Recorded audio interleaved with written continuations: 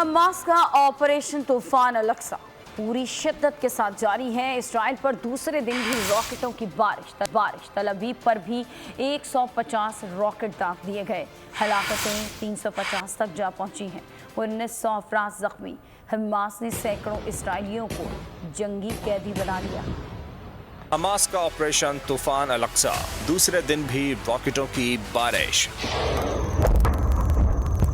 Hamas نے دوسرے دن بھی اسرائیل میں تل ابیب سمیت مختلف علاقوں پر راکٹ برسائے۔ تل ابیب پر بھی 150 راکٹ داغے گئے۔ بڑے پیمانے پر جانی و مالی نقصان سے اسرائیلی حکام ہل کر رہ گئے۔ ہلاک اسرائیلیوں کی تعداد 350 سے زائد ہو گئی، 1000 کے قریب زخمی۔ حماس نے گزشتہ روز 7000 سے زائد راکٹ داغے، کئی عمارتیں تباہ، گاڑیوں میں آگ لگ گئی۔ جنوبی اسرائیل میں 20 مقامات پر فلسطینی مجاہدین اور اسرائیلی فوج میں جنگ جاری ہے۔ حماس کے جانبازوں کا اسرائیل میں گھس کر کاری وار، مجاہدین نے کئی اسرائیلی چوکیوں اور فوجی گاڑیوں پر قبضہ کر لیا۔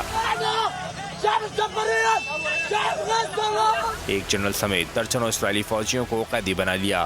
جانبازوں نے کئی علاقوں سے قبضہ چھڑا لیا۔ ترجمان نے اپنے بیان میں کہا ہے کہ ہم نے مسجد اقصی کی بے حرمتی اور یہودی آبادکاروں کی جارحیت کے رد عمل میں درجنوں اسرائیلی فوجیوں کو یرغمال بنا لیا ہے، جنہیں سرنگوں اور محفوظ مقامات میں رکھا گیا ہے۔ سبسکرائب کریں اور بیل دبائیں تاکہ کوئی خبر رہ نہ جائے۔